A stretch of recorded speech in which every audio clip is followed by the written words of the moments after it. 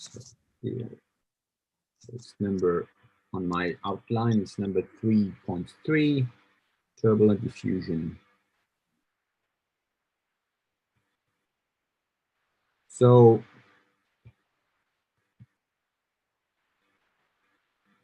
my last line wasn't nice. Okay, so to start with diffusion in itself, so the molecular process called diffusion is all based on a phenomenological law that relates the flux of a given quantity to the gradient of this quantity or of a related quantity. So the flux is related to, so here I write a generic equation for any quantities. So you write the gradient of some quantity A, and the flux, so it can be, for instance, the flux of particles will be related to the gradient of the concentration of particles. That's called Fick's law. And of course, you have Fourier, which is the same for heat with the gradient of temperature. You have Ohm's law, which is the flux of charges and the gradient of the electric field. So there's a minus sign that indicates that the flux goes from the region where there are more of some quantities to the region where there are less of these quantities. And of course, there's a factor here called the diffusivity that has dimension of a square length per time. So, and from there, of course, you can write some diffusion equation, which would be the time derivative of A is equal to diffusion coefficient times the Laplacian of A. So that's, that's a D here. The other one is a delta for Laplacian. So now, and of course, in such a phenomenon, at a given time t, or after time t, once you release, if you consider the thought experiment where you release it from at one point, you release a quantity and you let it just diffuse. After time t, the quantity has diffused over distance. So the distance of diffusion is proportional to the square root of d, the diffusion coefficient, times t. And that's very specific of diffusive phenomenon. The distance goes like the square root of time t, or in other words, the square of the distance, which is the mean square distance is proportional to time. So now let's consider markers in a turbulent flow. So you have a given marker of some quantity in a turbulent flow that is transported by this turbulent flow at a velocity u that depends on time. So the displacement of the marker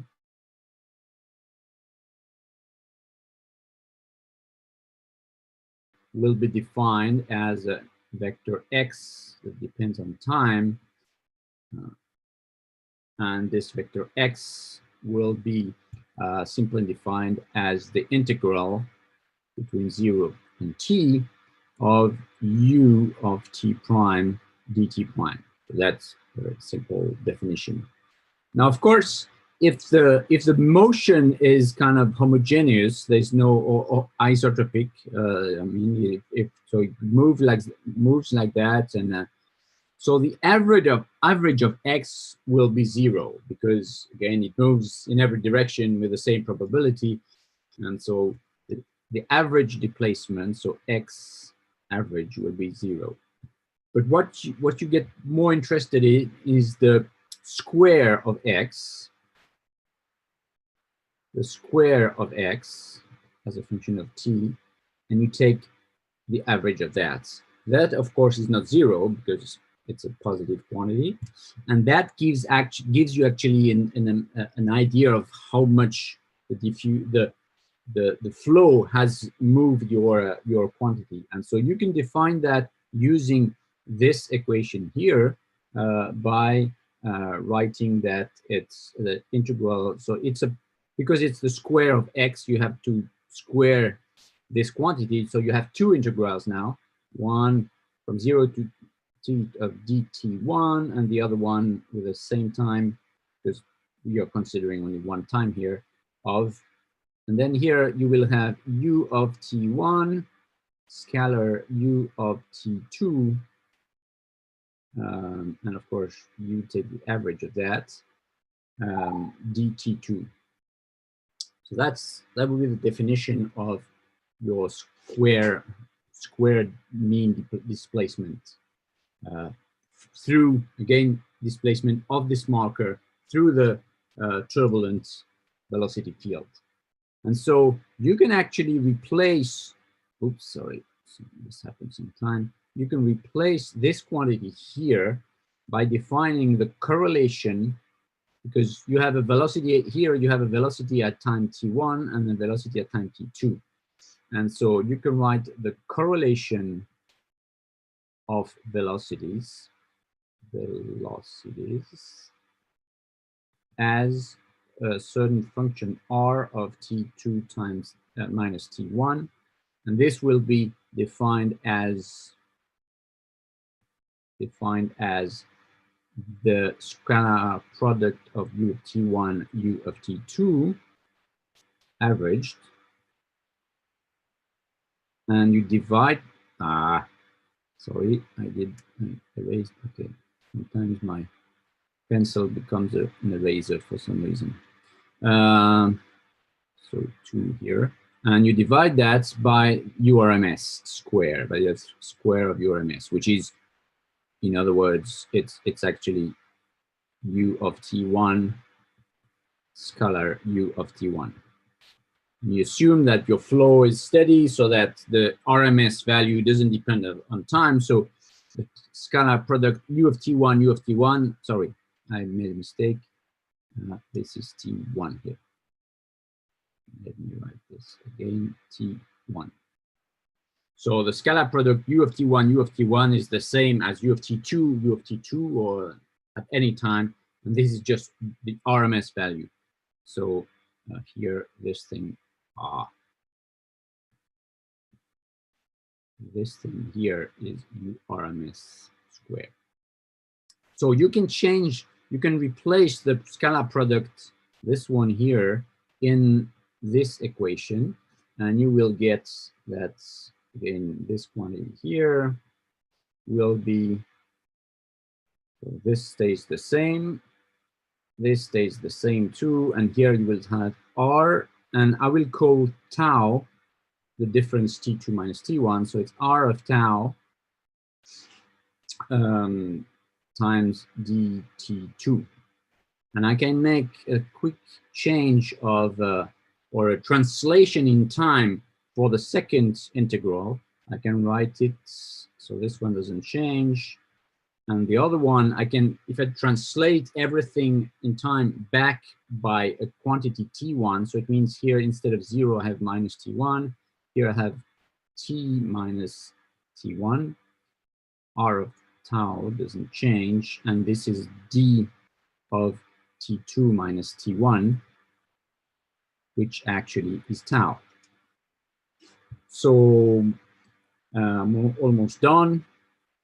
So what about this function? Of course, if I want to keep going my calculation, I need to know what R of tau is, and I don't, because I have not specified anything about my field, my flow field. But one thing I can say is that I can give a general shape of this function R of tau. So let me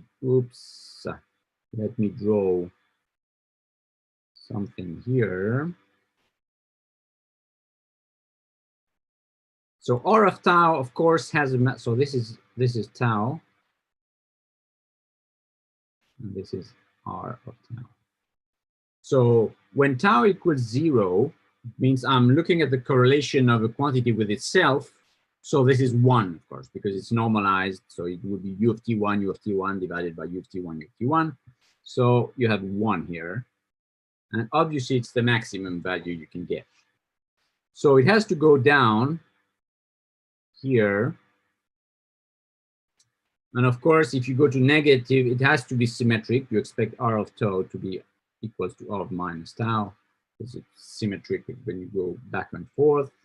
Again, because your flow is steady, so you get the same thing here.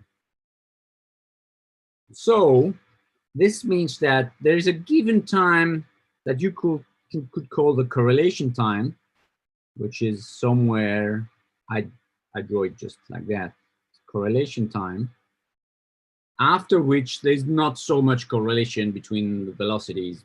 If you wait too long, the two fluid particles, actually the fluid particles doesn't really remember what velocity it had a long time ago.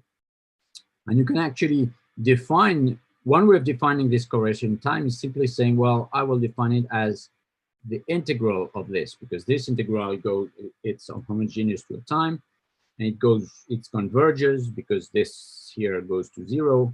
So you can define tau core as the integral from 0 to infinity of R of tau, d tau.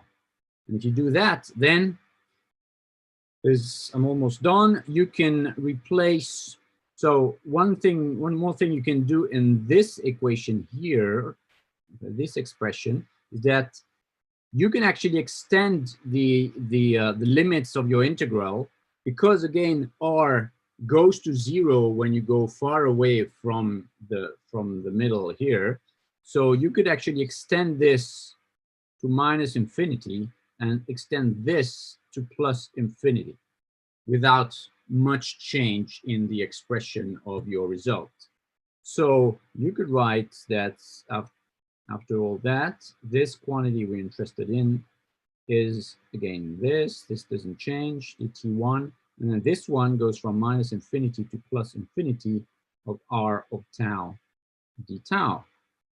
And since the R is symmetric with respect to 0, this integral here is simply 2 times the correlation time, right? Because the correlation time has been defined like that. And so you can finish your calculation, because then this is a constant, you can get it out. And so you get I forgot the URMS somewhere, I think a long time ago. The URMS got lost, I'm sorry. I had the URMS here. So of course, in front of all my integrals here, I need a URMS square. Of course, it's not otherwise the same here. I'm sorry for that, URMS square. And so here again, maybe I can do a little trick here, like do this and move this back a little bit,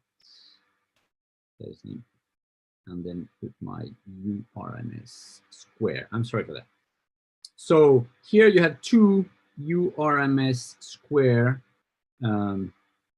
T core and T, of course, because you have this first integral here that gives you a T. So the result of that is that, of course, this is an approximate result, because I made an approximation here by changing the limits of my integral, but it still stays. The interesting result here is that if you take a marker and you leave it in a turbulent flow, the distance, the average square distance at which it will be transported is proportional to time. So this is completely similar to what I had said earlier about diffusion. And so this result is actually a way to tell us we can model turbulent transport by a diffusing phenomenon. And so if we remember that the basics of turbulent transport is this, sorry, the basics of diffusion is this, it means that the flux is proportional to the gradient of the quantity.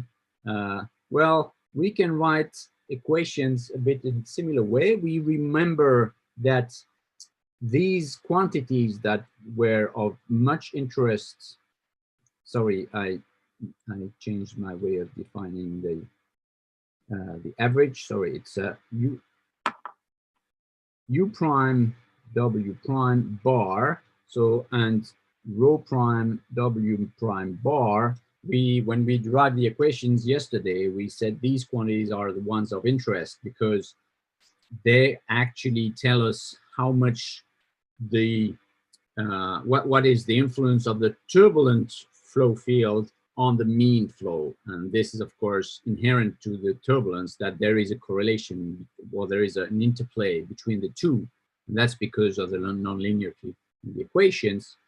So these fluxes, it's complicated to calculate them, because if you want to write, we haven't done that, but if you want to write an equation for the evolution of the turbulent field of the primed quantities, by definition, when doing that, because of the nonlinearity, you will see appear correlations at the third order of the U prime, W prime, U prime, stuff like that, and so on. So that's a very specific feature of turbulence, that it says that turbulence is not a closed field. You cannot close the equation easily, because each time you want to calculate the correlation at second order, you will need the correlation at third order, and so on and so on. So in a way, you want to parameterize these quantities. So that's a reason why we want to parameterize these quantities. And since we define them, again, we define them as fluxes. Remember, this one, the top one here, is the flux. If you multiply by rho zero, it's the flux of horizontal momentum that is vertically transported. And the bottom one is the flux of mass, or anomalous mass, that is transported vertically by turbulence. So because these are fluxes, we can say, okay, they must be, if it's a diffusion-like process, they must be they could be parameterized using the same phenomenology as diffusion. And if you remember, we had drawn a little, we had made a little drawing, and do it very quickly, where we said, we have a flow like that, so that's U, and so you have a gradient. Oops, we have a gradient dZu here, and so you have a little fluctuation. It's more likely to go like that. So you remember this this argument I made yesterday, and so it's exactly that. The flux of horizontal momentum will transport horizontal momentum outside of the current, so upwards in this direction and downwards in this direction. So this can be written as minus some coefficients that has the same dimension as a viscosity. So I will write it nu like a viscosity, and I will put a subscript T to say that it's a turbulent viscosity. It's not the molecular viscosity. And then here the gradient. So in this case, dZu, but of course you can, if it's a different component of the flux, then it will be a different gradient. But that's the main idea. This turbulent flux here. So I remove the. I just put the. Where's my eraser? I just put this rho zero here to remind you that it could be interpreted as a momentum, but I just don't want to have a rho zero in my expression here, so I remove it. So that's the equation here that tells you I interpret this flux here as something that corresponds to the transport due to the gradient of average velocity here. And the same here. So it's again a minus. So the minus sign again tells you that it has to go from the region where you have a lot to the region where you have less. Minus, I will call it. So again, normally it's the usual letter used for this one is kappa, but when you write by hand, it's difficult to make a difference between kappa and k. So I write it k simply. So it's kt, and then it's d0. So these two equations are the basis of what people call turbulent diffusion. So in general. And again, it's just based on the fact that I just explained here. The turbulent motion actually moves things in a very similar way to diffusion, except of course the order of magnitudes are different, and that will be seen when we get values of these kt and ut, and we see that they are different. They are larger than the molecular values. So it's not a theory, it's just a parameterization of fluxes one cannot compute or one cannot measure. An interesting outcome of the second equation here about rho prime w prime is that you can also write kt just from this equation here. You can write kt as the ratio of rho prime w prime bar divided by minus the gradient, minus the z rho. And if you multiply the numerator and the denominator by a constant g over rho naught, so g, the gravity, over rho naught, rho prime w prime bar, divided by, so my division is not nicely made, divided by minus g over rho naught dz rho. What do I recognize here? At the numerator, I recognize b. You remember this term that appeared in the turbulent kinetic and energy equation, and that corresponded to the transfer from turbulent kinetic energy into potential energy. So that's the one we are interested in mixing. And here at the denominator, we have simply n square, the square of the Brunt-Weisela frequency or the buoyancy frequency. So that's an interesting result because it relates directly this new turbulent coefficient that we defined with the buoyancy flux B, which is exactly what we're interested in terms of assessing the mixing. So you can even write, go a little further, and you can take kt and write it so we just so that it's b over n squared. And if you remember, we had this equation that tells you that we defined this quantity gamma. Yesterday, we defined this quantity gamma. We called it the mixing coefficient as the ratio of b over epsilon, the turbulent dissipation. So you can actually replace b by gamma epsilon here over n squared, and you can, if you multiply and divide by nu, you get nu gamma epsilon over nu n squared. And what is this guy here? This is what we defined as the buoyancy Reynolds number. So that's a new equation here. It's nothing, it's not new physics. It just, of course, I'm just using the different relations we had, and it's nu gamma REB. So there is this prediction that the turbulent coefficient KT should scale linearly with the buoyancy Reynolds number, with a ratio that is just this gamma coefficient, and of course nu for dimensional reasons. So Osborne, there was the Osborne in Osborne, I think it was T, it was his first name, I forgot, but it's I can put that. So let me check. I just wanted to anyway, so I think it was T. Osborne in 1980 suggested that this coefficient gamma should be less than 0.2, which means, if you remember, there is a relation between the flux Richardson number, which is actually the mixing efficiency, the ratio of buoyancy production over turbulent kinetic energy production. This is gamma over 1 plus gamma, as we said yesterday.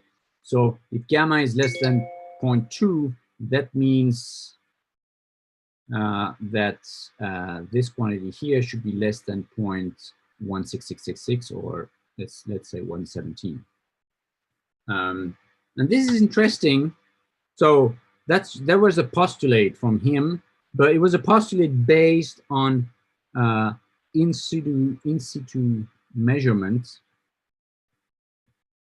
plus, oops, I don't know why my pencil switches more or less automatically between razor and pencil, but anyway, in situ measurements and experiments.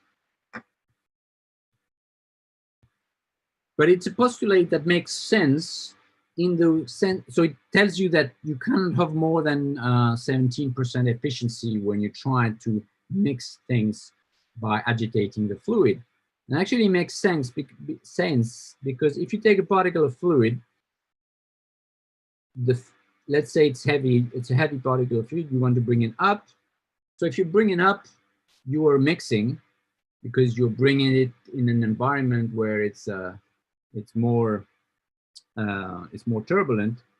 It's less dense, and so that will be mixing. But you can also move it to the sides, and that won't change anything. That won't create mixing. Or of course, you can move it forward or backward. That won't change anything. And then you can move it down. And if you move it down, again, you mix because you will bring it in an environment that is less, that is more dense. And then, so in a way, out of these 6 arrows, only 1/3 of the arrows actually correspond to mixing, which is the vertical motion. So by this simple argument, you would say that the RIF should be less than 1/3, because in a way, if your turbulence is homogeneous, you don't expect the motion in all directions to contribute to buoyancy transport. So it makes sense that there is a limit on that. So it's a little more, 1/3, of course, is more than, it's actually the double compared to 0.17. But there's a reason why this shouldn't be that you cannot have a close to one efficiency in this process. And so, of course, research has focused on trying to parameterize the flux Richardson number, or the turbulent diffusivity, which is another way to represent it, as a function of these control parameters, or these input parameters, as I called them yesterday, which are the Richardson number, so the comparison between turbulence or shear and stratification, and the buoyancy Reynolds number. And same for this one. So that has been, in a way, the main goal of researchers working on a turbulent mixing, or stratified mixing, in the last more than, several decades. And it's not an easy task. They have been trying to do that using experiments, using numerical simulations, and of course, field data. So I'm going to show you a few results here. So we are back to the PowerPoint. So this I have shown you already. So here, mixing scales, this I have shown you already here. So here is an example with the turbulent diffusivity, KT, as I defined before. This one has been non-dimensionalized by dividing by the molecular value of for salt, because usually you use salt because, of course, the molecular value depends on what you diffuse. But if it's salt in water, it gives you a value that I call K mol, and that's used to non-dimensionalize this result as a function of the buoyancy Reynolds number, so the intensity of turbulence. So first, this blue line here is actually corresponds to the equation KT equals 0.2 nu REB, which, if I come back, it's this way, if I come back to what I was showing here, is exactly what we have here, right? KT is gamma, with gamma being equal to 0.2, because very often for the sake of simplicity in simulations of the ocean dynamics, for instance, lots of people, because of these results given by Osborne, will take gamma equals 0.2, and so KT would be just nu times 0.2 times REB. So that's what we have here. So this equation here. But what these people, especially Shi et al. In 2005, made a very extensive study of this dependence based on a lot of, so here I have, so the results in color are the ones I obtained in this experiment I showed you yesterday on the gravity current, but I tried to compare it to a number of other results. So Bluto, for instance, that's field measurements in the ocean. Buffer and Bugman, it's a mixture of experiments and field measurements. Barry, it's experiments. These are our measurements here. And these are predictions. And so Shi et al. Predicted that this law that derives from the prediction by Osborne would work until a buoyancy Reynolds number of 100, but then you get into a different regime where actually KT goes like REB to the 1/2. Anyway, so that's just to give you a flavor. Of course, there are lots of different measurements here. And so another quantity that interests people is, of course, the flux Richardson number. So again, this flux Richardson number defined by the ratio B over the production. So B divided by B plus epsilon. That's again a results. The colors are the results of the experiment I showed you before compared to other results of different people, and also the lines are predictions. So you see that the flux Richardson number increases with gradient, so with the Richardson number. Sometimes people call it gradient Richardson number because it's based on gradients, but it's the Richardson number. So it makes sense that is actually, if you think about it, let me draw a little thing here. If you try to imagine how you would expect this flux Richardson number to, or the efficiency of the mixing to evolve with the stratification, so with the Richardson number. Of course, when Richardson number is 0, it means that when it's 0, it means that you have no stratification. So the motion can be as turbulent as you want, but if you have no stratification, there's nothing to mix. So by definition, B will be 0. So it makes sense here that B starts here at 0. And then it increases. But at some point, if you got very large Richardson number, then you have a very strong stratification and it prevents motion to create these overturns that will create mixing. So you also expect this to go to 0, maybe a little slower as Richardson goes to infinity. And so you get something, well, you will have a maximum somewhere. So in this experiment, we only measured until a Richardson of 0.2, which is, if you remember, 0.25 is the limit in the criterion by Miles and Howard. So we're a little below that. But actually, if you go, I'm going to show you a few more experiments, a few more plots here by different people. Oops, sorry, I went too fast. By the way, some of these references were maybe not in the bibliography I gave you yesterday. I updated it because I decided to show these plots only today when I was preparing the talk.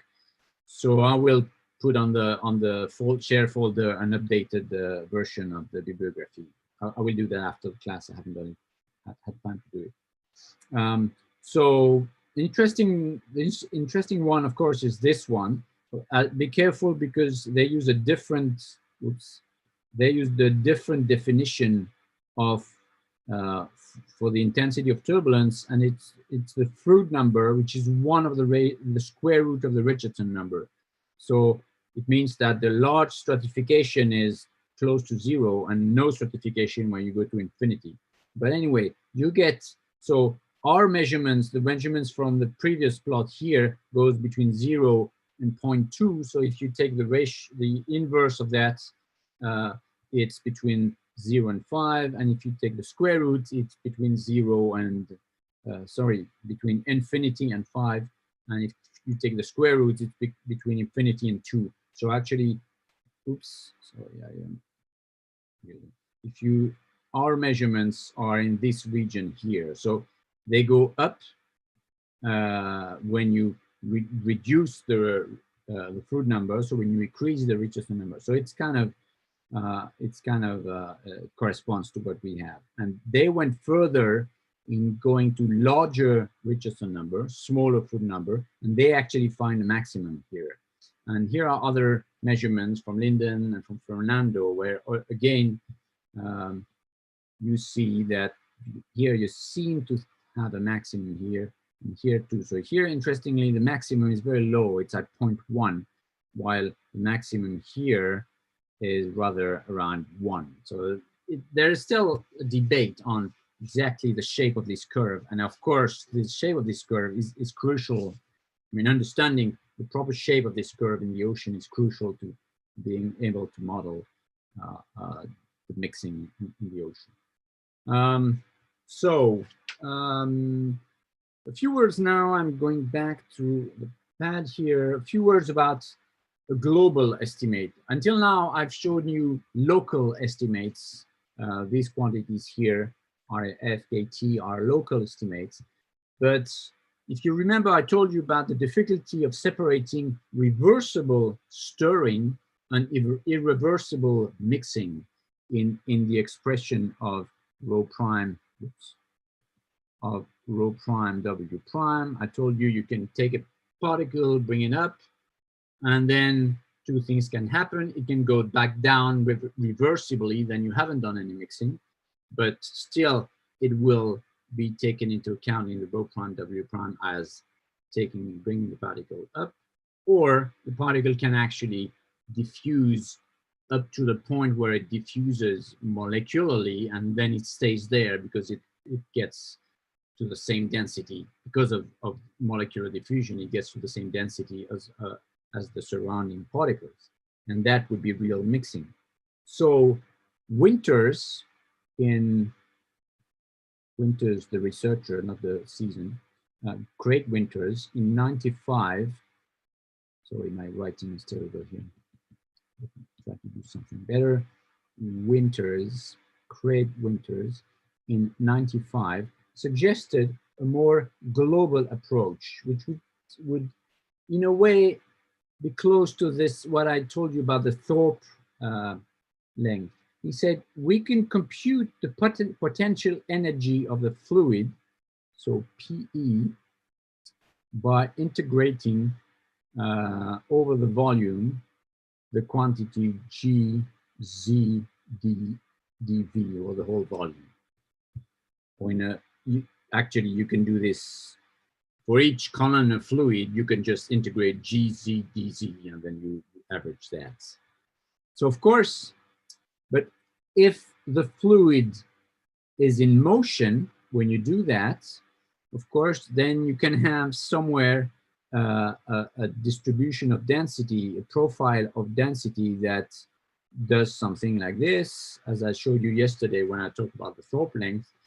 And of course, this is not stable. This means that you have to wait some time before you actually can compute the real, or that was in Winter's word, the background potential energy. So he defined the background potential energy as just the same thing, except he uses a Z star, which is just the result of a reorder, or of a sorting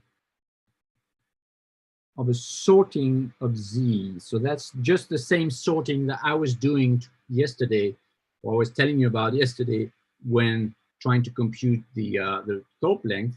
You can do a sorting here to actually get rid of these wiggles here that are due to the motion of the fluid, and that will after a while disappear. And that's what you want. You want to agitate the fluid, then you wait, the fluid goes back to not being in motion, and you have a given distribution of density, and that will gives you what he calls the background potential energy. And if you compute the background potential energy at some point, then you agitate the fluid, you let it rest, or you reorder, which is the same. If you don't have time to let it rest, you can just measure it at a given time, and you reorder, you get your Z star, and you measure the new background potential energy. And if there is a change in background potential energy between time t1 and time t2, it means that you have created some mixing. And you can even evaluate this mixing and say that, okay, there's a global way to compute this mixing efficiency, the flux Richardson number. You can define that it's the variation of background potential energy. So it's a variation between time t1 and t2 again, or between the start of the experiment and the end of the experiment, or between, I don't know, before some agitating motion in the ocean and after this, before a storm or whatever. And you divide that by the mechanical input. So that's, yes? There are some questions in the chat box. Yes, let me open the chat box.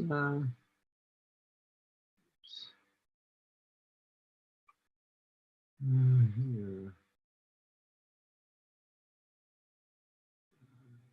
So let me start. So hello, Philippe, that's okay. Hello, sir, that's okay. Once there is mixing, what are different energy pathways in the equation that will derive of kinetic energy? And how is mixing quantified? So let's see. Once there is mixing, what are the different energy pathways in the equation? So we would need to go back to the kinetic energy. Let me think of that. Well, I don't exactly understand the question, because once there is mixing, it means that the pathway is clear. You have gone from kinetic energy to potential energy. And so, and to quantify the mixing, well, you just make the ratio of the amount of kinetic energy that was produced, so that's P, and the amount of potential energy that you have created by mixing, so that would be B. So again, that's why the quantifying parameter is this flux Richardson number. It's the ratio of how much you have changed the density profile. So here I'm coming back to what I was just saying here, how much you have changed the density profile by bringing heavy particles higher up and lower, and lighter particles lower down, and the amount of energy that you have input in your experiment. Is that okay? Sir, so the kinetic energy is converting into potential energy. Yes. And is there some heat being like dissipated, or is there any other term which is contributing to the energy? Well, of course, you can have, well, that was what it's probably somewhere, I go up here. You can also go into heat. It was a long time ago, I mean, here. So the production can either produce an increase in potential energy of the fluid that is mixing, or it goes into heat. If it goes into heat, it's in this epsilon. So it's dissipated viscously at small scales. So that would be the difference, in a way, the different pathways of this equation. But it's produced, turbulent kinetic energy is produced, and it can either mix or it can go into heat. That would be my my answer. Now, just from Suraj, the gradient Richardson number is an overall quantity. What happens if we look at local Richardson number? That's a very good question. I actually, here is the Richardson number. So Richardson number is the gradients, is the ratio of the gradients of rho and u, And maybe have I could have a I don't have the plot here, but this is something I actually studied. If you let me go back to where there is some room to draw, the gradients, you expect the gradients not to be uniform, especially when you have a flow like the one I was showing you, where you have a slope, and on the slope you have a flow that is going down. So of course the gradients will be strongest along the interface here. This is the ambient fluid, and this is your current. So the gradient will be maximum here. And so if you plot as a function of this, which I call z, or z prime, is the z perpendicular to the fluid. But if you plot the gradients, you will have a maximum here. So if you plot the gradients as a function of z, you will have something like that. And of course, velocity will have a velocity gradient will have a shape like that, and density gradient as well.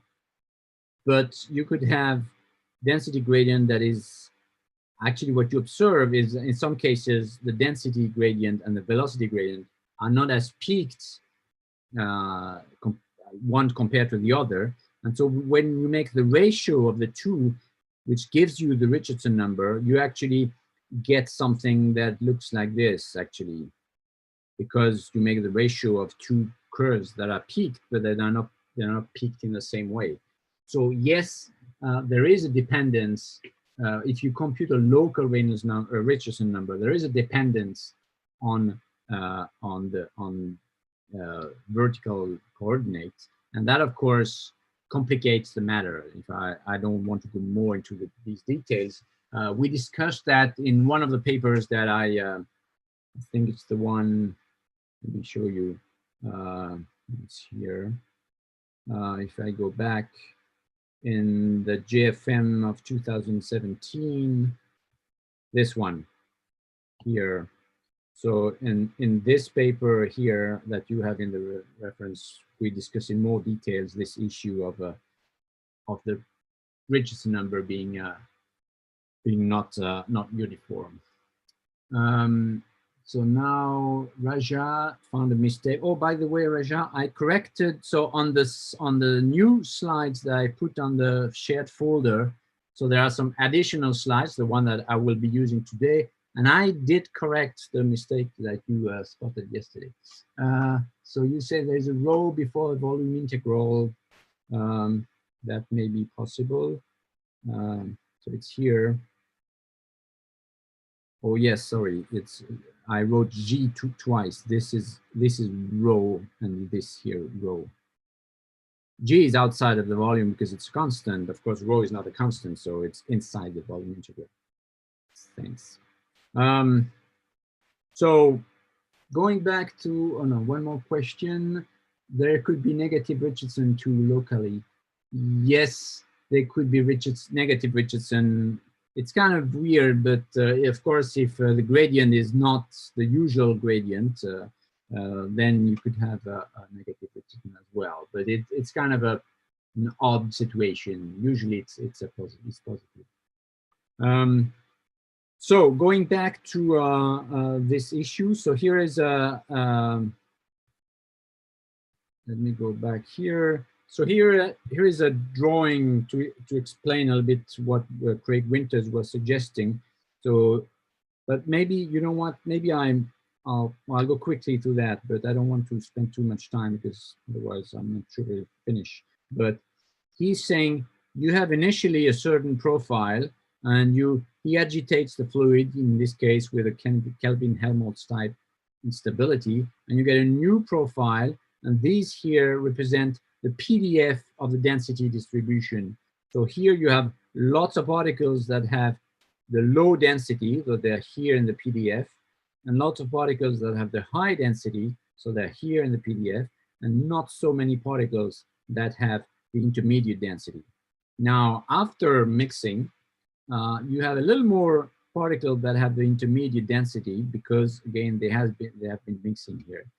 And he says that in a way, the PDF doesn't depend on if you reordered or not the particles. So if you have a profile that is like this or like this, because there's some disturbance at this point, the PDF of the density will be the same, and you could also compute your background potential energy just from the PDF. And so once you get this background potential energy, you divide by the mechanical energy that's provided, which is not so easy to compute. I'll give you an example a little later in the talk. So that was just to tell you that there is this way of trying to estimate the efficiency in a global way, which actually is nice because you look at the final result once you actually have had real irreversible mixing. The one last point about, which I think I will keep doing here, about in the case of shear flows, there's another issue that must be taken into account. Let's say, so I'm drawing again this, if you have a slope and you have a fluid that's going down the slope, so here is my fluid, and that's the ambient fluid. Oh, sorry, the writing is really terrible on this. It's much better on the other one. Ambient, wow, ambient fluid. Sorry for that. And that's the current, right?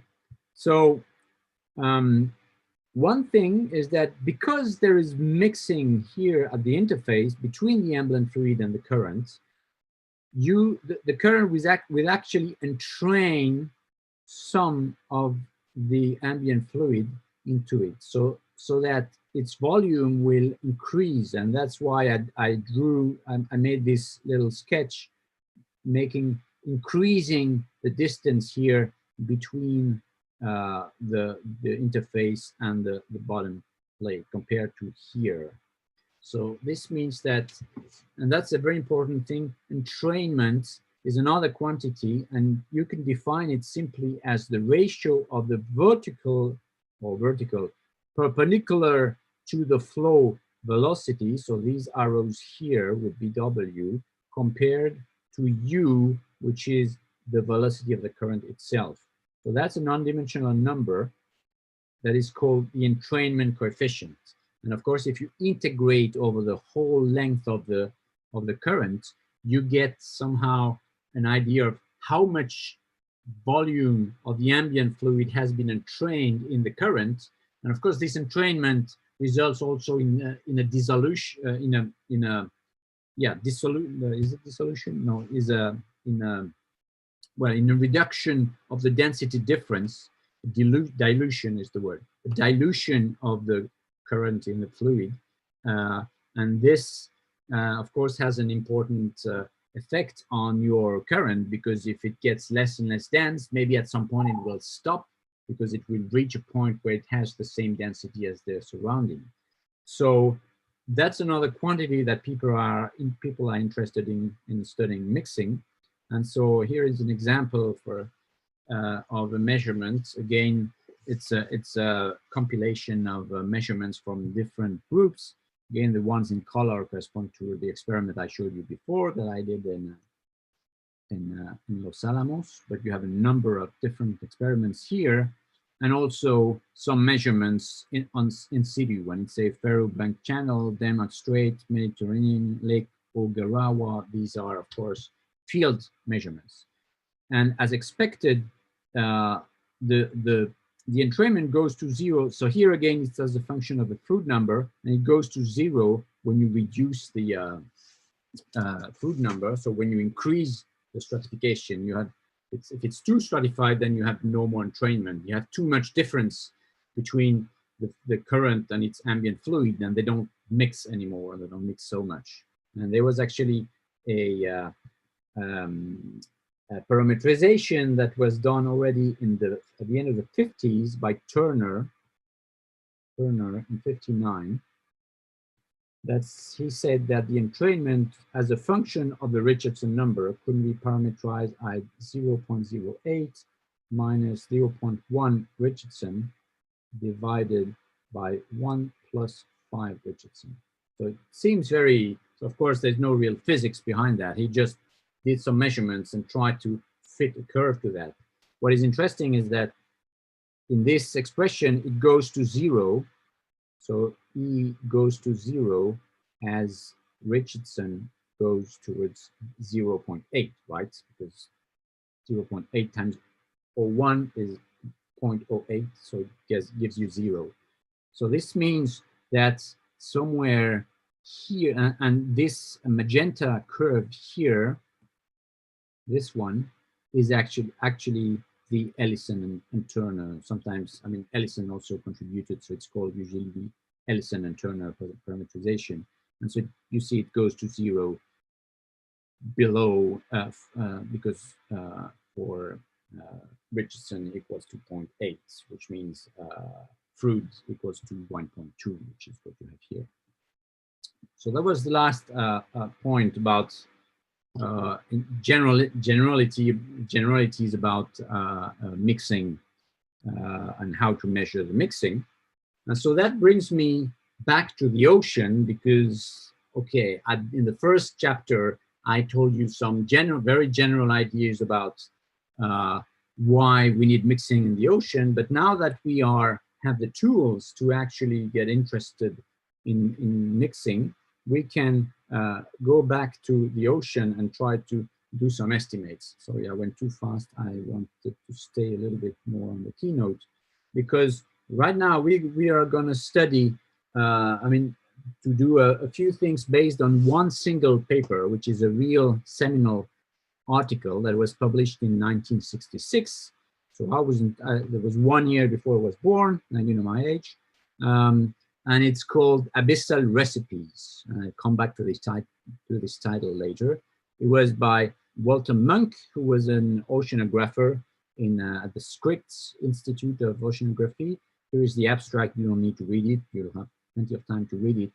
And this is a real, this is an extraordinary paper, and I wanted to give you a really good insight of what is in this article, because although it's old and of course it's based on a lot of hypotheses, but it's very simple to understand, and it gives you a good grasp of what could be the balance of fluxes and in the ocean that could explain the circulation.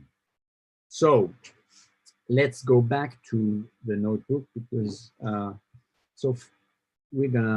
first thing we're gonna study is the bottom water production. So it's in my outline, it's called 411 because the 4.1 is just Munk's abyssal recipes.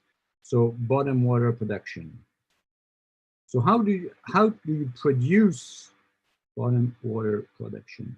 How do you produce this water that goes down to towards the bottom of the ocean? If you remember, I told you that especially in the high latitudes between Greenland and Northern Europe, there's other regions where you produce a lot of heavy waters that then flow down towards the bottom of the Atlantic in the southern direction. Well, every winter when you form ice, so here is the sea, and you have an iceberg here that it looks like that. And in the winter, you will increase the size of your iceberg because it's cold, right? So you will have an additional layer of ice here. And the important phenomenon is that when you produce ice from seawater, the salt mostly stays in the liquid phase. So the salt actually is released. Salt is released in here. And if you want some numbers, well, so the percentage of water in this surface water is 34 per thousand, so 3.4%. That's the mass fraction of salt, that at least an order of magnitude of the mass fraction of salt in these waters. And when they freeze, here in the ice, you only have 5 per 1,000. So it's not 0, you have a little bit of salt in the ice, but not so much. And of course, this means that when you have this process of freezing the ice, you have more and more salt that is added to this water, so that this percentage, 34, will increase. So you would think, of course, that it will increase a lot, because you, at least locally, it will increase a lot because you release a lot of salt. But what you are interested in is the fact that once this heavy water is produced, it will go towards the bottom of the Atlantic, as I was saying. And as it goes towards the bottom of the Atlantic, again, there is entrainment, as I mentioned, so that there is a dilution of this water. And so actually it was measured that at the bottom of the Atlantic, the amount of salt is 34.67. So that's, of course, a very precise measurement. That's the measurement that Walter Munk took to make an estimate. It will be different in different places, but it is still larger than 34%, because, again, you have added some salt, and although it has diluted as it went down, you get this value here. So you can write some simple equations here. You want to conserve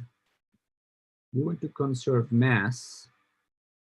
Conserve mass. So let's call mi the mass of ice that is formed, not the total mass, but the ice that is additional ice that is formed. And let's call let's call MO, that's the mass of the water that was used to, or that was frozen before it was frozen. And let's call MB the mass of the bottom water that goes down. So you have a conservation of mass, so that you take water from this mass M0, and you either make it ice, Mi, or it makes bottom water that goes down. So you have M0 equals Mi plus Mb. And then you also have a conservation of salt mass.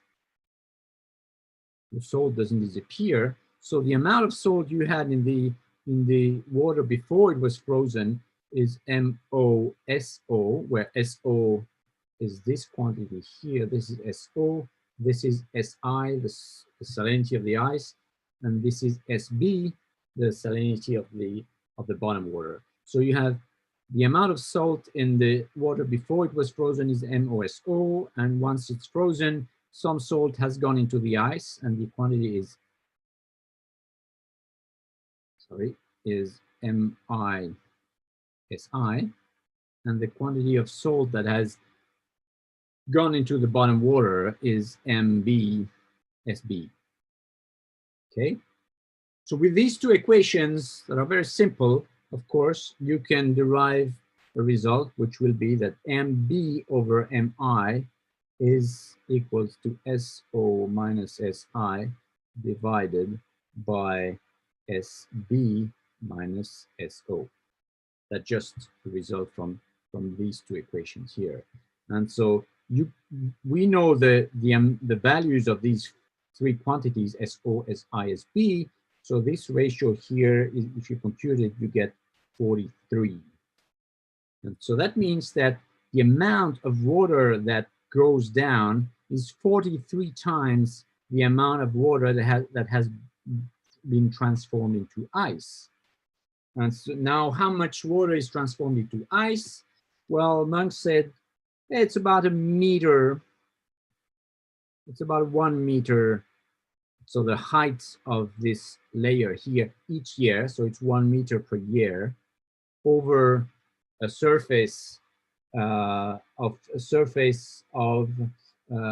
where do I have here? It's 2.3 10 to the minus 13 square meters. So that's the surface that he computed was the, he didn't invent that, of course, he got that for, I mean, you can look at the article, he mentions the measurements, several measurements, and so that the estimate of the amount of surface where it's likely that the water will be transformed to ice. So I stopped here because there was one question, but that was a few minutes ago. I think FR 1 or 2, E becomes 0. Yeah, well, maybe I made a mistake when I commented the. Sorry, it is. Let me just go back to try to answer the question. So there was a question here about the shear flow. What was the question? So he says, what I was saying is that the Richardson number goes when it's 0.8. It goes to the entrainment goes to 0, and yes, and so fluid number is 1 of the square root of 0.8, which is 1 point something. So that's exactly what you get here. Maybe actually I already answered the question when it was asked. Anyway, sorry for this interruption. Let me go back to my calculation. So 43 times. So this gives you something of the order of 2 10 to the 16. Is that correct? 2 10 to the 16 kilograms. If you convert that into kilograms, so you have to multiply by the density of ice. So is that correct? What do I have? Yeah. So it's 1 meter thickness over 2.3 10 to the 13 cubic meters. So it's cubic square meters times 1 meter. So it's 2.3 10 to the 13 cubic meters. And you multiply that by 43. So why did I get this 2?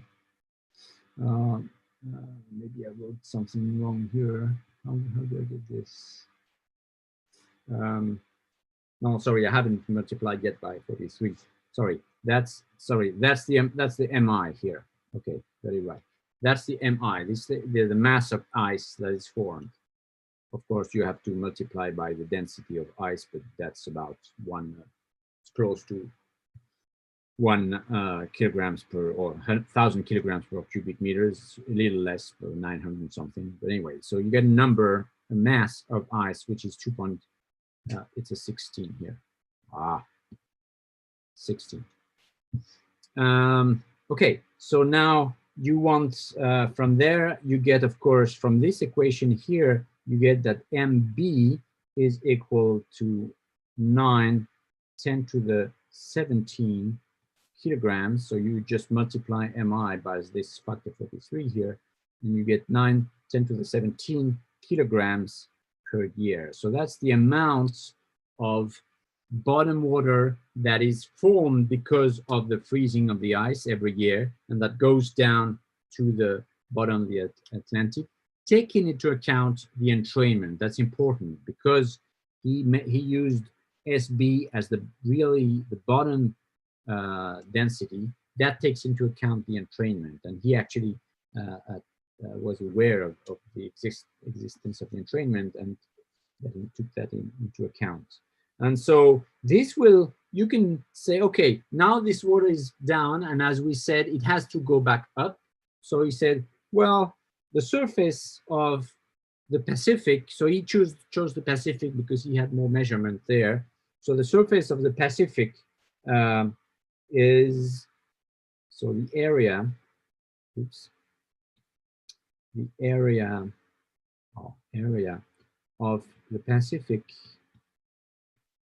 is 1.65 10 to 14 square meters.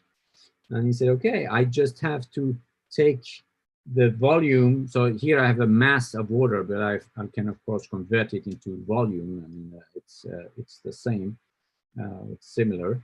And he said, well, maybe only half of it goes to the Pacific because the other half goes to the Atlantic.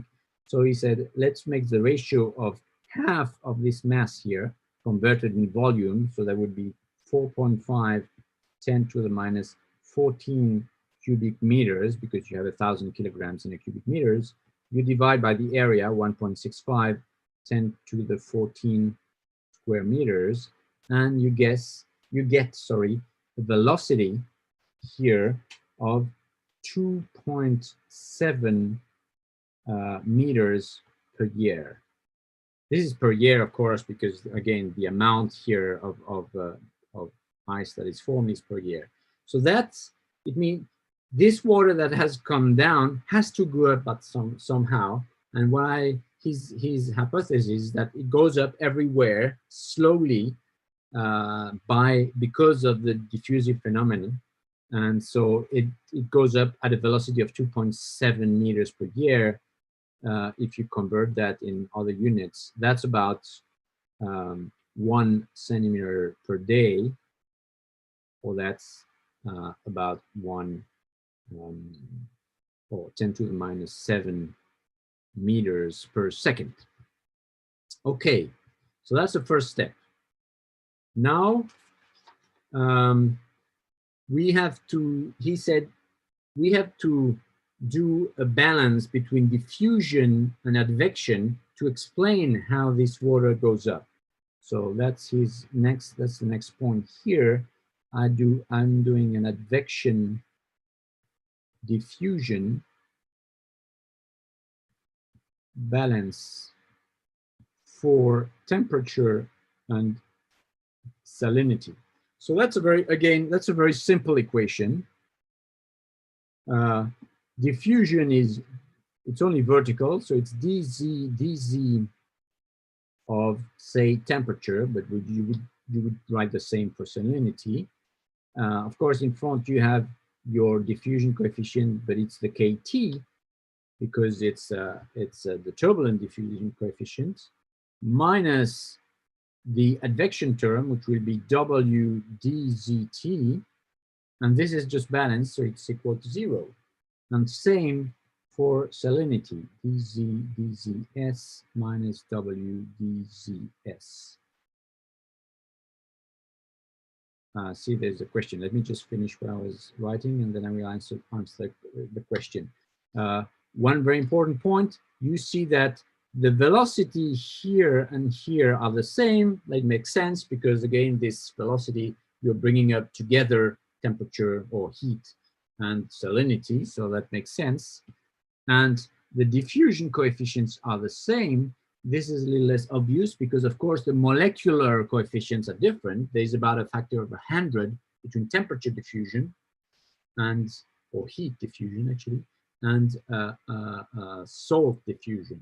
But in a way, the turbulence levels these diffusion. When you have turbulent diffusion, you don't care about the values of the molecular coefficients. Everything is agitated at the same rate, so that it's normal to expect the same turbulent diffusion coefficient for these two quantities. So let me just check this question. If I understood you correctly, the iceberg's formation leads to very dense salt released. Well, it's not very dense salt. It leads to salt that is released into the surface water, making it more dense so that it then flow towards the bottom of the ocean. And then, of course, towards low latitude regions away from the poles as underwater currents. Yes, so that your interpretation is correct, except that it's not very dense salt. Of course, the salt has the density it has, but it's very dense water because there is more salt released via the formation of the ice. Yes. So now you can solve these equations. They are pretty simple to solve. I'm not going to solve them now. I'm going to switch back here because I had written these equations so that we go a little faster. So here you have the equation. I wrote TS, that means that it's the same equation for temperature and salinity, and the same here. T comma S means that these equations are exactly, or these solutions of the equation are exactly the same for salt and for temperature. So this is a normalized value of temperature and salts. It's temperature minus temperature at the bottom divided by the temperature difference. And what he calls the bottom and the top here, he uses a very specific region. So here are the plots that he got, or some of the plots that he used, where he defined the top as the 1 kilometer, because in the first kilometer, complicated things happen because there is motion due to surface and so on. So his definition of the top layer is 1 kilometer, and the bottom layer is 4 kilometers. Yeah, in his definition. So H is the difference between these two. So it's the 3 kilometers you have between 1 and 4. And in the solution is expressed in term of a non-dimensionalized height, which is z minus z bottom divided by h. And so you get simply an explanation, a solution like that. And what is interesting here in this solution is that if you fit the solution to the actual measurement, you can get a value of the unknown. H is known, of course, but W over KT is what you don't know. So here you get that W over KT from the fit here in this solution is, so where's the value? Oh, here. Actually, it's the reverse. Let me, I can't erase that. I can do this. Not very nice. Sorry, I'm trying. It's less efficient than on the. So, so it's KT over W actually. That's because that's a length, and it's 0.77 kilometers. That's the, so in his plot, the lines represent the fits.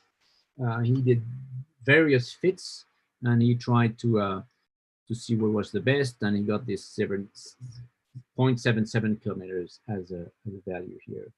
And you can, he also tried a laminar model in the sense that what happens if you try to solve the equation for temperature, for instance, using the molecular value of K instead of KT, and you get the straight line here. So there's no way you can fit the data using only the molecular diffusivity. So that, of course, means that there is a need for a turbulent diffusion to actually explain the data. So that is kind of nice. And then he did something interesting. Once he was in the process of solving equations for this advection diffusion balance, he said, well, I can apply that to other quantities. For example, oxygen. No, sorry, oxygen come later. Carbon-14. So carbon-14 could be measured, of course, because it's a radioactive element. It could be easily measured in samples of water that were taken at different depths. So this is the measurements here, all these data points. Seems a bit scattered, but he seemed to have made something of it. Here are the measurements, again, on this depth between 1 and 4 kilometers of the carbon-14 content. And he wrote, again, an advection diffusion equation. So here is diffusion, here is advection. The difference, of course, is because it's carbon-14, it disintegrates. So you have a ratio here of disintegration given by this constant mu c that you didn't have before. The salt doesn't disintegrate, the temperature doesn't disintegrate, but the carbon-14 disintegrates at a certain rate, which is proportional to the quantity of carbon-14. That, of course, that's a very specific feature of radioactivity. The disintegration rate is proportional to the quantity of the amount of atoms that you have. So because of that, the equation is a little different. You have an additional term that contains the variable x itself and not the derivatives. So the solution is here, it's different. It has a slightly different expression. And the interesting part, here again, you have W over KT. We already know that from the previous result, W over KT here. But here you have KT over W square. And that is interesting because, of course, if you can fit KT over W square and you know W over KT, then you have two equations and you can actually extract the values. So this is what he did here. So he got the value of W square over KT. He got a value of 1.5 10 to the minus 10 seconds minus 1. These are actually this lambda c coefficients that you have here is actually, I think it's his value, and so his value was 1.5. I think maybe maybe the h comes into play here. Anyway, this is correct at least. And from this value here and this value here, he gets that W, W is equal to 1.4 10 to the minus 7 meters per second. And so this is very interesting because if you remember the calculation we made from the estimate of the bottom water formation, it's still here, we get a value of 10 to the minus 7 meters per second for the velocity of the upwelling velocity of this bottom water. And so this is very similar to what we get here. Sorry, I lost it. Or it erased, I don't know, that's funny. It erased my, what I wrote. Maybe come back here, no. Anyway, so we write it again. He gets here W equals 1.4 10 to the minus 7 meters per second. And he also gets a value of KT as 1.3 10 to the minus 4 meters squared per second. So that's about 100 times the molecular diffusivity of temperature and 10 to the 4 times the molecular diffusivity of salt. So these are the results he gets here. And you can do one additional calculation. Maybe I'll do it on the pad because it's easier. An additional calculation. Let's take KT, let's take a simple value of 10 to the minus 4, forget the prefactor, meters per second. If you go back to the expression that epsilon is equal to KT n squared over gamma, you remember we had that somewhere here, I don't remember where, but yeah, we had this relation here that KT is equal, here KT is equal to gamma epsilon over n squared. So we can use that here. Epsilon is KT n squared over gamma, n is about 1 cycle per day,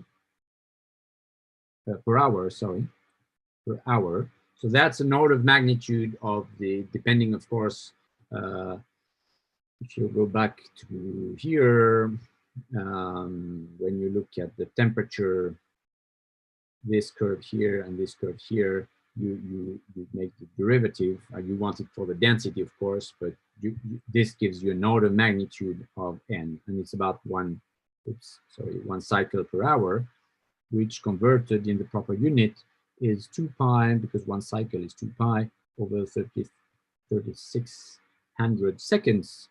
And this is, this is 2 10 to the minus 3 radians per second. And so you can calculate epsilon from these values here. Epsilon would be KT, so it's 10 to the minus 4, n squared, so that's 4 times 10 to the minus 6, right? So the square of this. And you divide by gamma, which is 0.2. And you get a value of epsilon, which is 2 10 to the minus 9. So that's watts per kilogram. That's pretty close to what has been measured. I'm coming quickly, soon coming to describing the measurements of epsilon, because right now we haven't done that. And if you take the mass of all the oceans on the Earth, it's about 10 to the 21 kilograms. And so you multiply this by, sorry, this is not the same thing. You multiply this mass by this, you get a power. This is the total power that would be available, that would be needed to actually produce the mixing that is observed in the ocean. And if you make the product, this gives you, so epsilon times the mass of the ocean gives you 2 terawatts. And I think I already mentioned this value of 2 terawatts, which can be compared to the 2 petawatts of heat that are transported by this motion. Again, very efficient conveyor belt that only uses 2 terawatts of mechanical power to actually convey 2 petawatts, 1,000 times more of heat from the hot regions in the Earth towards the colder regions. Okay, so now on to measurements of epsilon. So this work by Monk was done at the time where it wasn't possible to actually measure epsilon. But a few years later, some people came out with an instrument called a microstructure profiler. So that's my section 4.2, microstructure profiler. And what is a microstructure profiler? It's an instrument that has a shape of a shape like that. I don't know how to describe the shape. And you put it on an instrument that falls freely in the water. So you have a free fall. You have a free fall velocity. U. And if you have a little current here, V, well, the components of the two, so let's put the velocity in the other direction, because of course the object falls at a given velocity, so the object sees the fluid going up at the same velocity, plus the actual component of velocity that is due to the currents. So if you combine the two, you get a velocity that is slightly in this direction. That's the sum of this one here and this one here. And there is actually, because of the shape of the object here, that is not a cylinder, there is a lift force in this direction. Sorry. There is a lift force in this direction that can be measured, of course. Inside your object, you install a force gauge. And this lift force is actually proportional to V. And the objects, so the probe falls, the free fall velocity is about 1 meter per second. So that, of course, you can compute it by knowing the weight of your object. And I will show you some pictures after that. And the rate of acquisition, the acquisition rate was of the order of 1 kilohertz. So that it means you have 1 measurement of V every millimeter, right? Because you have 1,000 measurements in a meter. So this allows people to actually compute the gradients, because you have very, very nicely, what's the word? Very precise measurements, very well sampled measurement of velocity, so you can compute dZV, and this, of course, allows you to compute epsilon. It's not so simple in practice, of course, but that's the general idea. And these profilers were invented at the beginning of the 70s. Actually, it's a little later, 1978, I think it's the first one. So let me give you a little tour here of some pictures to change. So this here is the whole the probe in itself. I mean, the whole device. The probe is just this the tip here that you see in here. You have several of them, and you have also a different kind of sensors for temperature. I mean, of course, you measure as many things as you can. It's protected in this frame so that if it touches the ground or if it touches an object, it doesn't break, because they are quite fragile, these probes. And so it's tethered to the boat by a cable that you see here, and the cable has a has a double function. It holds mechanically the probe, but of course it also transmits the data. So it's quite a, so this picture, this one here was taken on a cruise that I was actually participating in. I am not an oceanographer myself, I'm a physicist and I do lab experiments, but I had the chance to, in 2015, spend 5 weeks on one of these boats on the Arctic Sea. And actually, that's why I wanted to show this little movie here. How does it work? You want it to fall freely, so you want it you want the cable here to have some slack so that you don't pull it up, because you want really to have a free fall so that the measurement is correct. So you have the cable goes around this winch here, and so you have to let the winch go so that you always have some slack, not too much slack, otherwise it can get caught in the propellers of the boat, and then of course it's cut and you lose your probe, but enough slack so that it keeps going down as a free fall. And I wanted to show you this little movie. That was on the boat I was with, and this person who was maneuvering the winch was doing it just 1 hour after I had been doing it. You take shifts doing it, and this one was a little funny because the sea, as you can see, was a little agitated. It was so agitated that, as you will see in a few seconds, things like that can happen. But she stayed firm and she kept working on her winch. So that's what you do with a microstructure profiler. It's a tricky thing because you really need to be watching as it goes down to make sure that you gave enough slack to the cable. Anyway, so that's the measurement. And so with these, so one of the pioneers of doing a lot of measurements of diffusivity was Charles Cox, who was also an oceanographer at Scripps Institute. And actually, I wanted to show a little anecdote here. I found online this picture, wait, here. This is, again, Charles Cox here, much older than he was in this picture. And actually, this picture was taken, these are 5 generations of oceanographers that were all supervisors of one another. So interestingly, Charles Cox was actually the student of whom? Walter Munk himself. So no wonder he got interested into measuring epsilon, because Walter Munk has written all these papers on trying to understand the mixing in the ocean. And the PhD student of Charles Cox was Mike Gregg. He's one of the authors of one of the curves I showed you before of the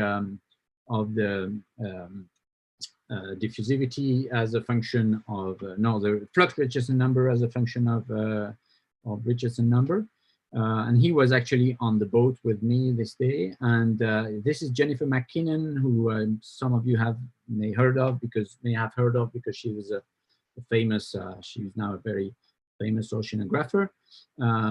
She was actually the PI on the boat where I did these. I participated.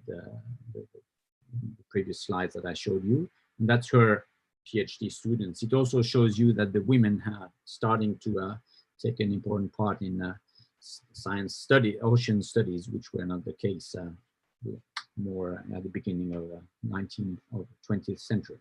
Anyway, so why did I call this part "What is going on"? Well, there's this very interesting measurements. Maybe I went a little too fast showing that, but oops, maybe I do. Did I lose you?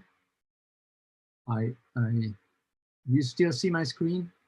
Yes, sir. Everything okay, because I switched off I switched off the tablet by accident. Anyway, so how much time do I have? Oh, not much, 20 minutes. Well, let's say 25 because we started 5 minutes late. Should be okay. So people once people had these microstructure profilers, they started measuring, of course, diffusivities. And the interesting, results, maybe I write things here because the interesting results that they got was that, you remember oops, I changed this by excellent. You remember that we wanted, or Munk computed epsilon to be of the order of 10 to the minus 4 square meters per second, right? And actually, when they started measuring diffusivities, they rather got values of the order, so measurements, especially all these measurements led by Charles Cox, led to values rather of the order 10 to the minus 5 square meters per second. And so people started saying, okay, there's a problem here. We need a factor of 10. There's not enough turbulence in the ocean to actually create the mixing that we need to explain the circulation. So this is why I called my chapter here, What is Going On? And an interesting result much later in 1997 by Paul Singh was published in Science, showing that it was a really interesting result if it was in Science, where he measured again the diffusivity. So here, the diffusivity in the Brazil basin, but he measured it mostly everywhere, and that's a very difficult measurement because then you have to move your boat and do several vertical profiles of diffusivity, so it took a lot of time. And what he shows is that, okay, in most of the basin, you get this purple value, and if you go to the scale, the purple value is of the order of 0.1 times 10 to the minus 4. So that is what this value I mentioned, 10 to the minus 5 square meters per second, which is too low compared to the estimates given by Munk in his article. However, there are regions, especially close to the places where you have a lot of seamounts. There are regions where you can get values of the expected order. The expected order would be the yellow here, right? 10 to the minus 4. So it's the yellow, and you do find, and you even find regions very close to the bottom where you have 10 times more. You see, up to 20 times more.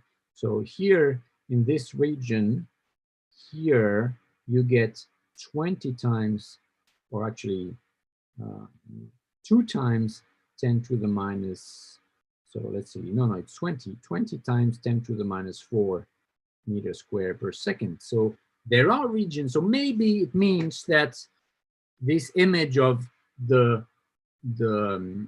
diffusivity due to mixing being the same everywhere, maybe it's not correct. Maybe there is a way where the things can be enhanced in some places and then diffuse horizontally in other places.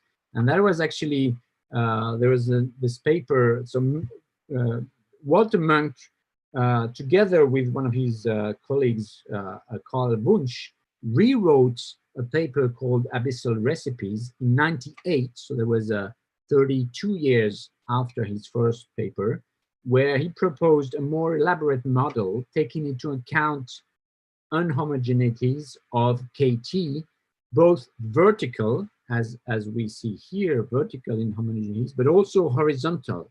For example, they wrote an advection diffusion equation, but a horizontal advection diffusion equation that say, okay, maybe if you have a little bit of horizontal currents, that should be enough to diffuse these high values of turbulent diffusivity so that you, on average, get back to this value of 10 to the minus 4, which is what you want to sustain the circulation. So that's quite an interesting result. Now, to finish on this chapter, there's still no. All these are, of course, I mean, I wrote a lot of these diffusion advection equations, but it doesn't tell you really what is the mechanism, the actual physical mechanism that provides this mixing. And so I want to end this chapter with this quote.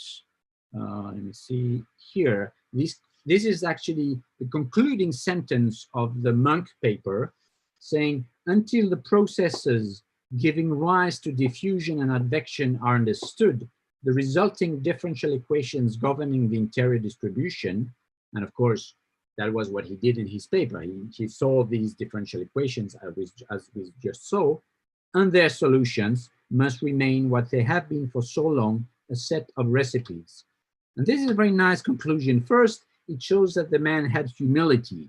He didn't say, I solved everything. He said, I gave you some insight with a very nice set of equations that I solved, but it's still a set of recipes because we don't know the mechanism behind that. And this is the reason why he called his paper Abyssal Recipes. So, because it's a recipe to understand the abyss, but not really the physics. So this leads me to my last chapter. I have 15 minutes, should be okay. My last chapter about the sources of mixing. So you once, if you remember, I wrote this somewhere here. Oops.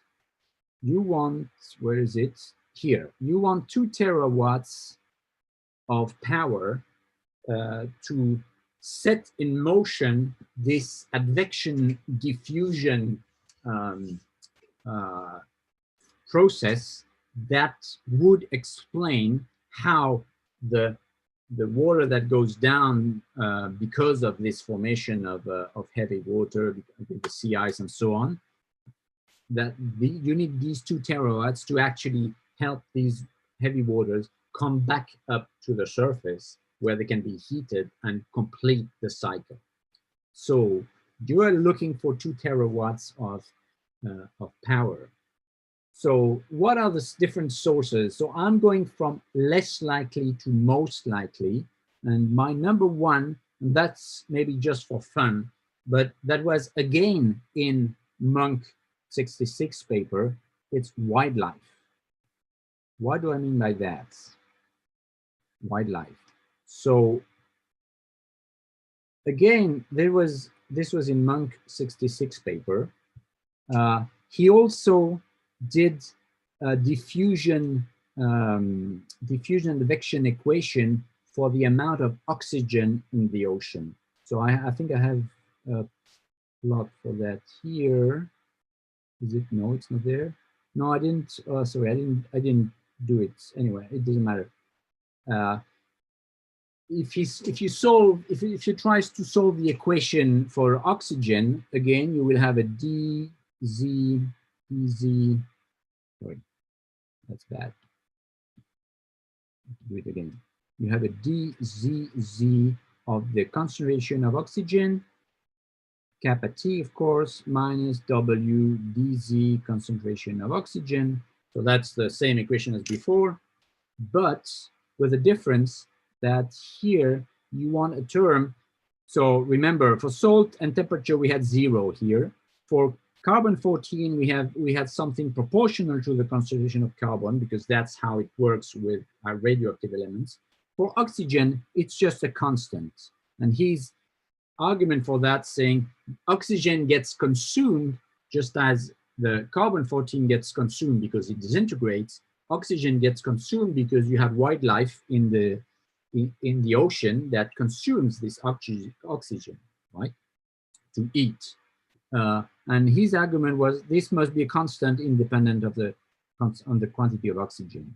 And so here again, you can solve the equation and you can get a value for alpha because you know all the rest, you know KT, you know W, so that's one more chapter, one more section of his paper where he gets a value of alpha.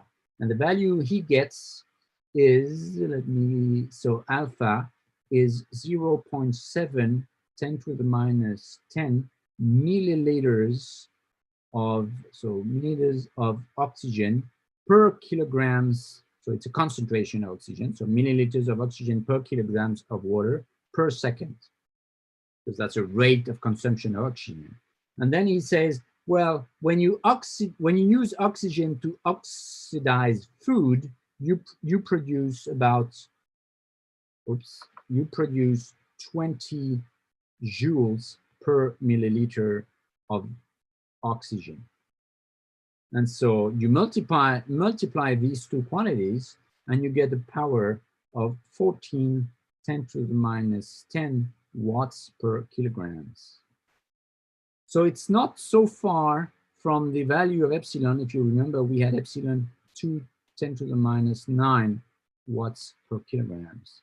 So it's not so different. It's just a factor of 10. So his argument was, okay, maybe there is some energy that is provided from the living beings in the ocean. By consuming oxygen, they produce a motion, and this motion creates mixing.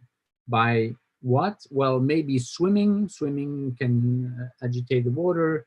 But of course, he had another hypothesis that you have, it's known that some microorganisms in the ocean, they go up and down depending if it's night or day. So maybe they go up and they eat at some altitude, and they go down and they pee at another altitude. I'm saying pee in a general, I don't know if microorganisms pee, but they release things at a different altitude. So maybe this creates mixing as well.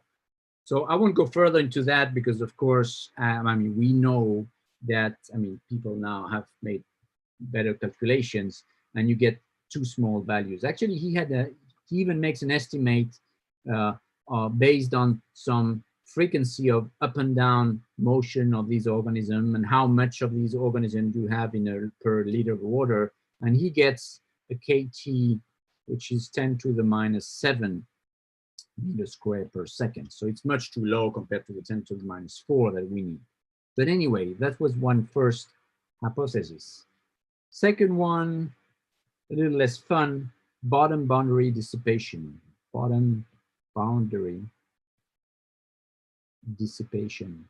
What is that? Well, it's just the fact that when the water goes against the bottom of the ocean, there is some dissipation here just by friction. But in general, it gives you an order of about 2 terawatts, which is what you need, but it's mostly in shallow seas, apparently.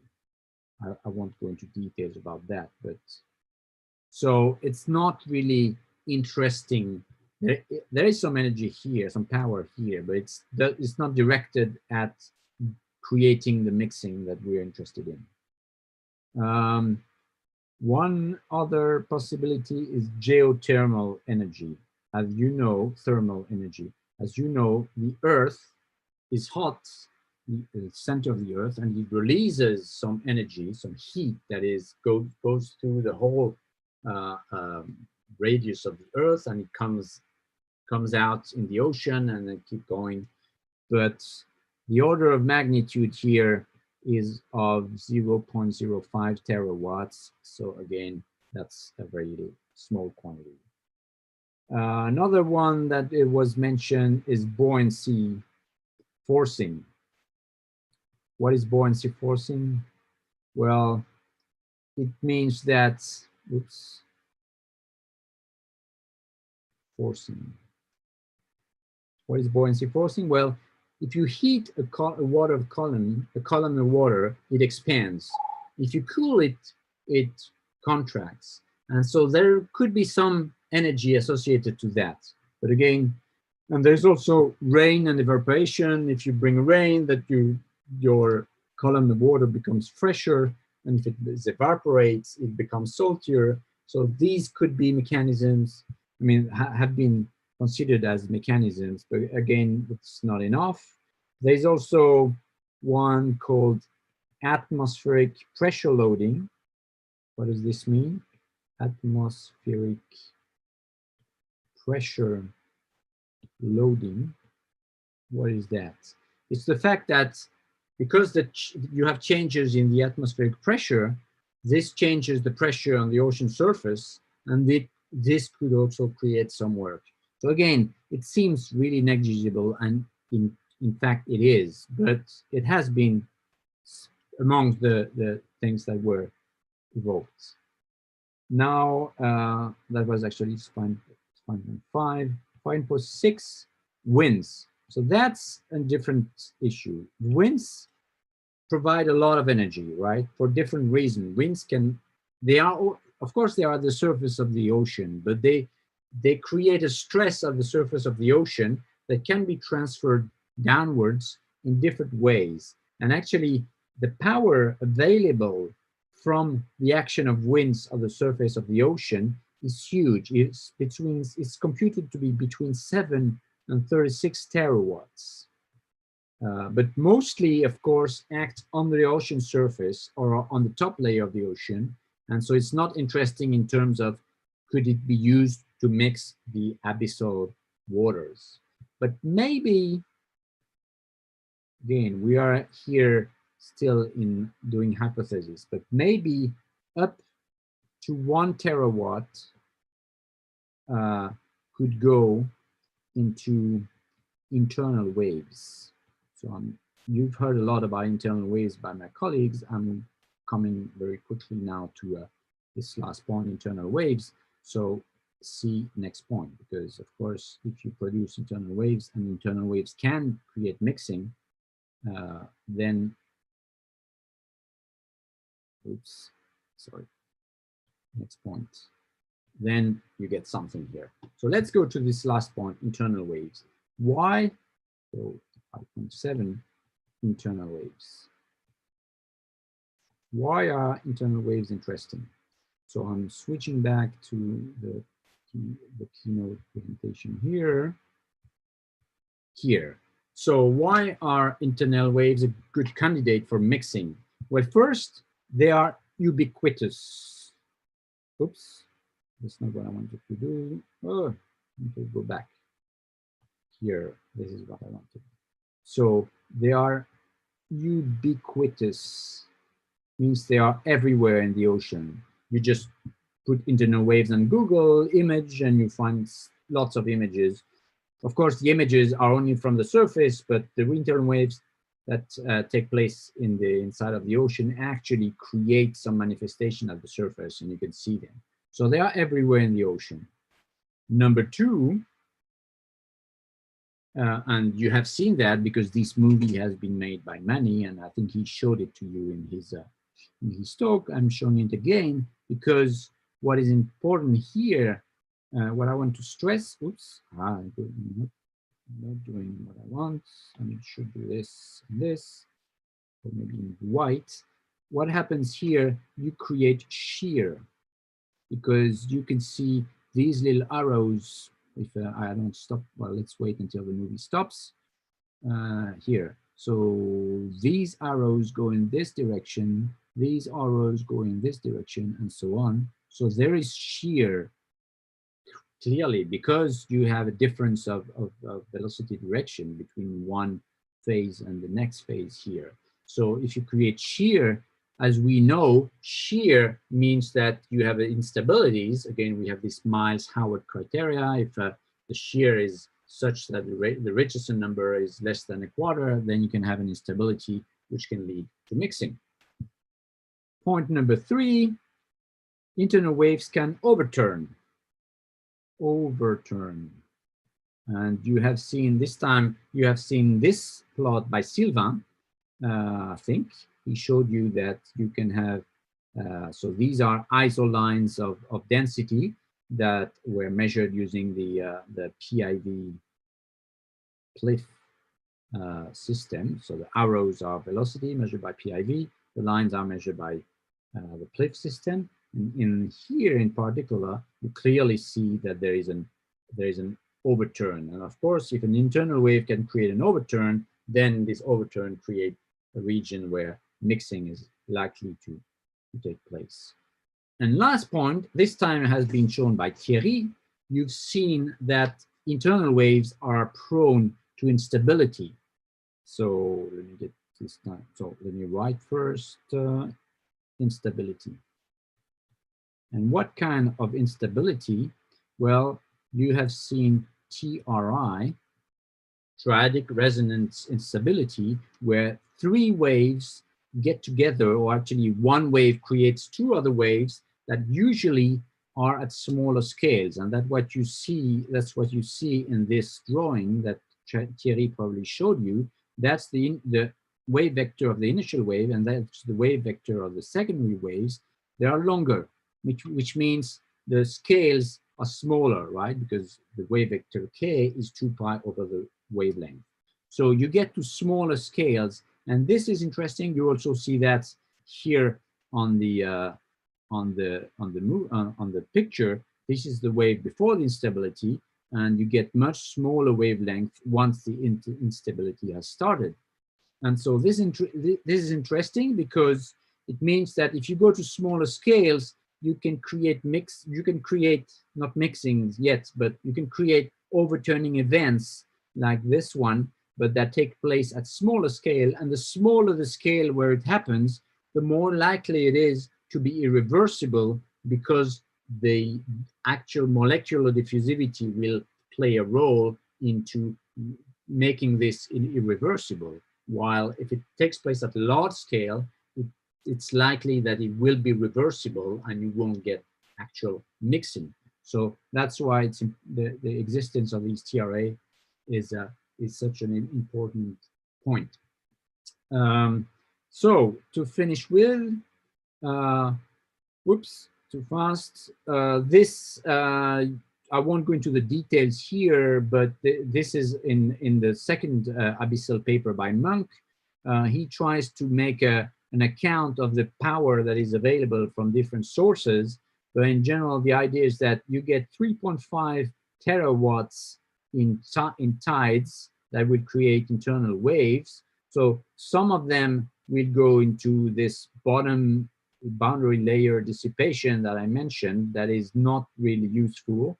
So it's 2.6, but then you have 0.9 remaining that will go into either localized turbulent patches with the high values of diffusivity, or into distributed turbulence with the lower value. But in total, if I remove that, you need to, as I said, you need 2 terawatts. And from these two sources, you have 1 terawatt. So you need 1 more terawatt. And so the hypothesis by Monk is that this 1 terawatt coming back, that is converted from wind into internal waves that I mentioned before, could complete the picture, and you get your 2 terawatts that you need to maintain abyssal stratification. And so to finish with, let me just show you a few things about how in an experiment you can try to mix using internal waves. So this is an experiment where we created internal waves. I won't go into details. Sylvain has showed you, Sylvain and Manny, I guess, showed you how you produce internal waves in an experiment. So this is the using P leaf again. So you measure rho prime, the color scale, and W prime, the arrows here. And here again, you have this TRI instability. You see it becomes unstable. This is with time, right, as you go down. And this is a direct measurement of the famous KT, so rho prime W prime divided by DZ rho. And so KT, the background here is of the order of the molecular value. But here in this region, and it penetrates more and more into the tank, you have values that are of the order of 10 times 10 to the minus 6 meters per second. So again, it's the 10 to the minus 5. It's not the 10 to the minus 4 you need, but of course, this is an experiment, but you have to rescale that to ocean values, which is not easy to do. And one of the things that we did with this experiment, if you look at how the stratification evolves with time, so this is a much longer time than this one, because this here, you go up to 26 T0, and T0 is about a few seconds. So this is like a minute or two. Here we waited almost more than an hour, and you see the evolution of, so initially we had a linear stratification, and with time it becomes like that. And so of course this means that you have mixing, because here the stratification is steeper, which means that you have region that is more mixed. You have less variation of density. This is density here. I forgot there's a rho here, of course, rho, as a function of z. And so what we did in these measurements that are in this paper here, oops, sorry, it's not going to do. You can compute, just as in the framework that was proposed by Winters 95, you can compute the ratio of the mixing energy, the delta P, the variation of potential energy over the provided energy. So how do we do that? Well, this is the equation I showed you before. Delta E EP is computed in this way, and the production energy, that's a little tricky. We computed it by, we estimated it. We don't have a really way, because you would need to measure the pressure. We didn't have pressure sensors, but we did make an estimate of these quantities. You can look in the paper how we did that. And this gave us a flux Richardson number. So the ratio of these two is again a flux Richardson number between 13 and 17%. So close to the usual values of 70% that are expected. And last point here, interesting one, is that of course, if you compute n from these profiles, that's actually omega over n. So omega is the frequency at which we excite the wave. So this doesn't change, but n of course changes because of the change in the profiles. And so you get these things here, and this is 1. And as you know, as you've heard from many, you cannot have internal waves where the frequency is larger than n.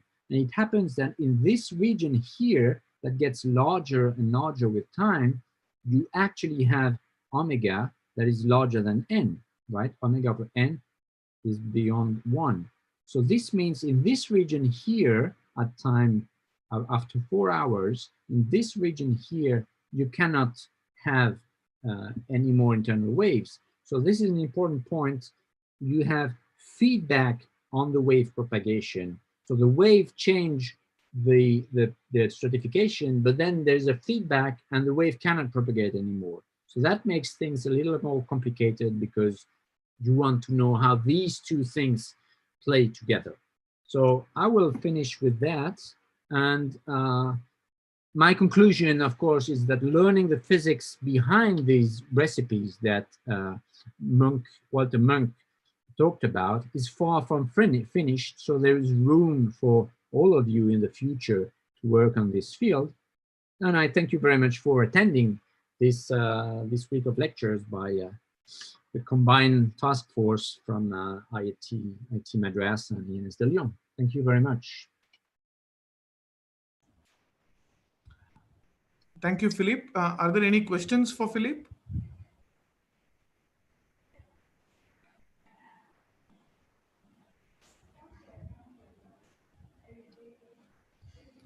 Are there any questions for Philippe? At the end of the week, they're tired after 20 hours of class. I didn't give them any rest. I was thinking I would have time to give some rest and finish earlier, but no, I didn't. So the rest is now. It's late for you too, all right? It's 20 p.m. Yeah. No, it's okay. So it's this new picture that you have got of IIT Madras. It's a big canteen.